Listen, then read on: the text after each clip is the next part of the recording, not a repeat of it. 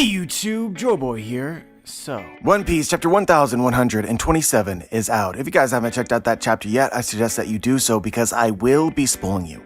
But now that you have, let's begin. Guys, I am praying that ELBAF is as cool as it appears to be. Like, I'm gonna be totally honest with you guys. I would have been fine, if you have like a regular island of ELBAF and then there's just a tree there. And the tree connects to the Sky Islands in some way. There's like villages or different things happening on the tree. Like, all of that would have been fire. But then Oda had to go and start this arc in like the craziest way you could possibly imagine. And now I'm fiending for some like extra dimensional insanity. A subliminal plane of existence, or just like straight up an entire dream world. It is actually so crazy that I kind of don't believe in it, even though it's literally what I think. And now I'm worried I might disappoint myself. Let this be a lesson to you about the trials of greed. But yeah, for context, I think right now, this is possibly the greatest opening to any major One Piece arc that I can remember. I'm a sucker for wacky shit and mystery, and this is all of those things on steroids. If I have to ask the question, what is real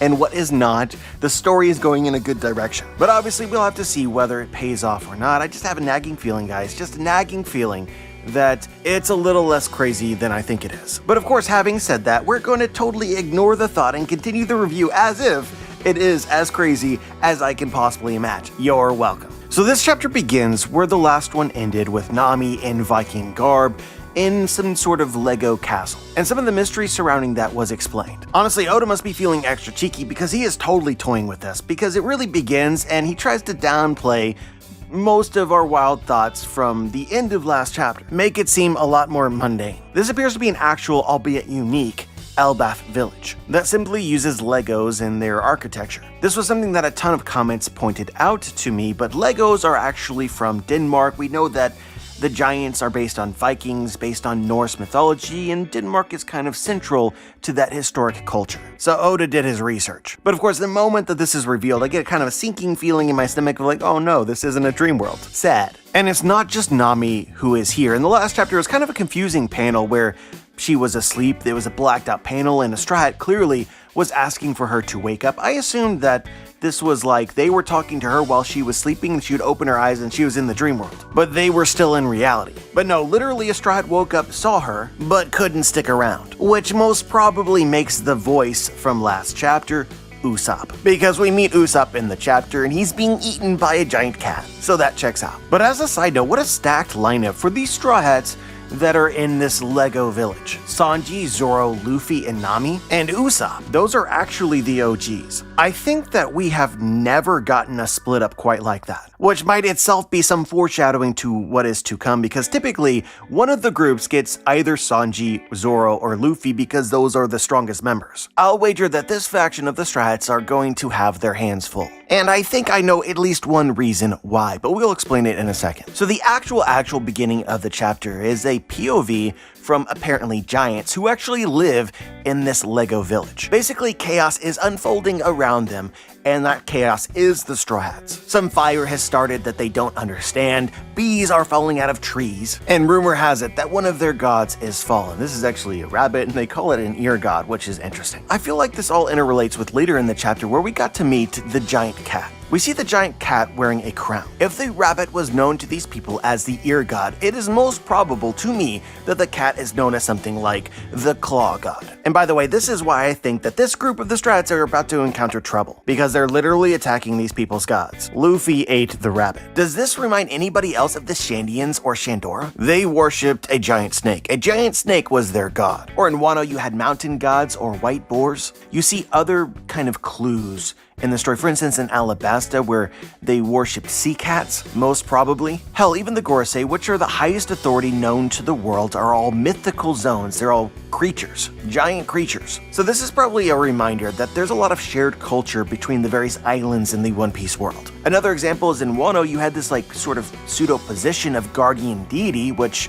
Yamato became, replacing Kaido the dragon. But you also have this very same position, like formalized position in Alabasta. Shaka and Pell were known as guardian deities, and they both possessed animal forms or zone devil fruits. Pell was a falcon and Shaka was a jackal. But going back to sea creatures, at the very beginning of the story, Luffy defeated the Lord of the Coast. I have a feeling that ELBAF is going to be a keystone. Their culture is ancient. I think that there was a time in the distant past where pretty much everybody regularly worshipped animals, giant animals, as gods. My theory from like 8 years ago now about the land gods is looking pretty good. These might essentially be the land versions of sea kings. But back to the actual giants. As of this second, I am not entirely convinced that they are giants. I know everybody assumes that, right? I assumed that when I began the chapter. But Oda doesn't actually give us a great perspective of them or their size. And there's a couple things in the chapter which sound alarming in my brain. Firstly, the castle that we find Nami in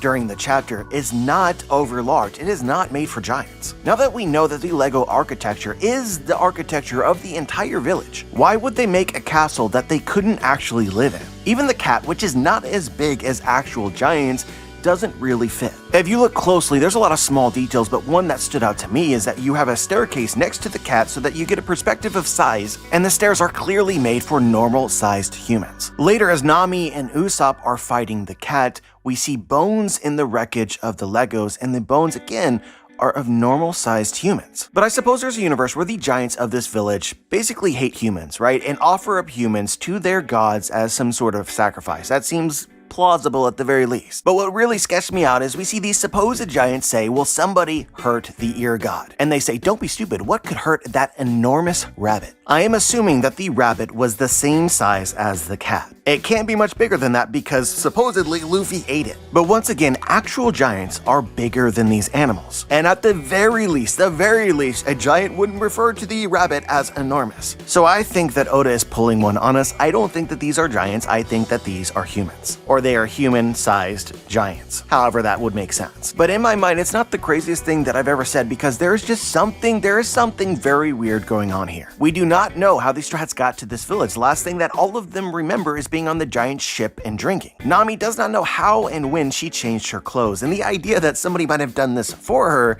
is very weird. Also would have been impossible for a giant. Nami directly asks, am I dreaming? Then she and Usopp remember that the booze is supposed to cause hallucinations, which immediately makes them think that this could be an illusion. But if it is, it doesn't really follow the normal rules of illusion because they are physically being harmed. But as if to immediately contradict this reality, Oda reveals that the cat can actually shapeshift. It became a lion. And if you guys remember from the last chapter, right before Nami woke up, there was this blacked out panel with some speaking text behind it. We got this panel again, in a way that just seemed really ominous to me. Nami and Usopp fell from the castle to the ground, they hit the ground, and then we get another one of these panels. And suddenly the cat is a lion. So just to throw something out there, guys, I wonder if ELBAF or a part of ELBAF or something related to ELBAF is Nakroa, the Island of Dreams. This was an island briefly mentioned in the story by Mont Blanc Cricket. It supposedly exists. I still feel like this is some kind of dream world, or reality itself is being fiddled with. We still can't explain the booze, but like I'm starting to get crazy ideas like the booze that the giants drink in ELBAF is literally Bink's sake. It's like dream booze. Honestly, it reminds me a lot of Luffy's devil fruit. The sun god Nika makes dreams reality. The residents even refer to the great sun god. They say the fire is coming from the forest. If the flames spread to Yggdrasil,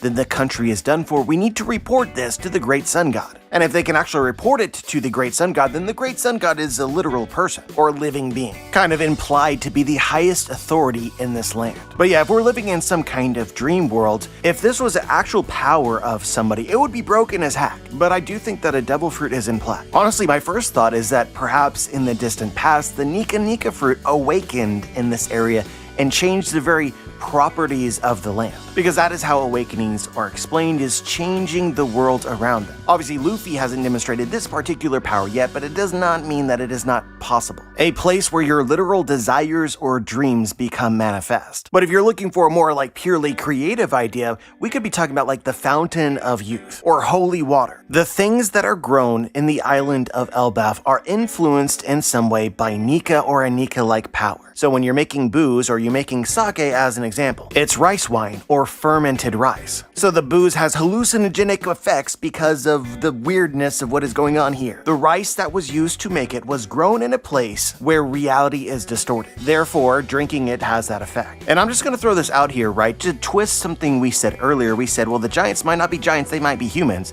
You could also look at this the opposite way, that these Straw Hats aren't actually the size of humans anymore, they are the size of giants. But this could also be a devil fruit that isn't the Nika fruit but kind of resembles it. The person who claims to be the great sun god has a devil fruit that is similar to Nika. Honestly, I'm just throwing shit against the wall right now, but it seems possible. There's just so many things that does not check out. It does not make sense. ELBAF has been described prior in the story as an island of war. So with this being the case, you would expect fires to be relatively common on the island of ELBAF. But we see the residents say the fire is coming from the forest. If the flames spread to Yggdrasil, the tree, then the country is done for. I read this and think, wow, the tree is vulnerable. But this same tree is implied to have existed in ELBAF, the country of war, the warland, for maybe 1,000 years or more. And hell, even looking at the tree is simply not big enough. When we've seen the tree before, it is surrounded by a huge mountain range. And you can look at the panels yourself and compare it to the tree that we see in this chapter, but there's just no doubt that it is many times bigger. Honestly, guys, I apologize for being so confused, but I am so confused. Speaking about the tree, another idea which makes some sense to me is that the tree itself has some kind of magical properties. ELBAF, spelled backwards, is fable. We're expecting the arc of ELBAF to heavily relate to various myths and stories. So in the chapter, the giants talk about a forest. The enchanted forest is another common fable. You could even think about the story of One Piece itself in the Seducing Woods. Oda clearly took inspiration there. But a common trope among these stories is in the enchanted forest you have kind of a boss tree. Like as an example, the biggest tree central in the forest where the fairies live, in this case Yggdrasil. But I'm just saying that a tree having some sort of magical properties in the story of One Piece does make sense to me. We already suspect that there is some tree in the world of One Piece which spawns devil fruits. Devil fruits which Vegapunk describes as incarnations of people's desires or dreams. Whether or not that tree is in fact Yggdrasil, I'm just gonna leave it to you guys. I don't have a strong opinion right now. All I'm really saying is that because this is likely the case,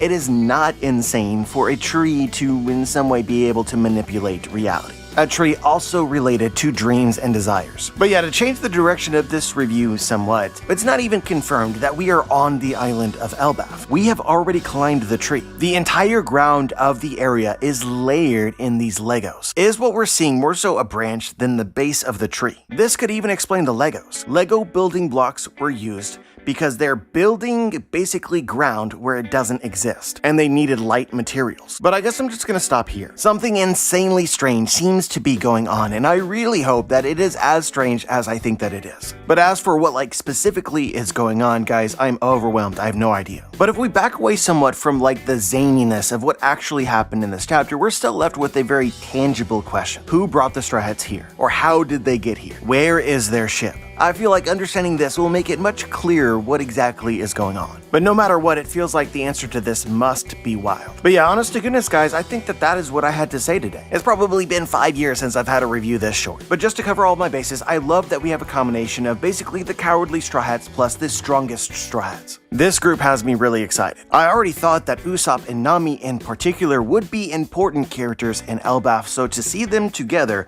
with basically the most popular Straw Hats seems like a good omen that we're going to be spending a lot of time following them before the Straw Hats reconnect. And of course, as per usual, the actual designs of the Straw Hats wearing the Viking gear, Zoro in particular, is awesome. Big fan. But yeah, I know I say this after every single chapter review, but I extra mean it today. I am very curious as to what you guys think, whether you noticed something from the chapter that I might have missed. Just share your thoughts. If you like the whole vibe of ELBAF, what is real and what is not, if you're interested, check out my book, The Booms, link is in the description. Like the video, subscribe, click the bell to be notified, join the squad, and as always guys, have a wonderful day.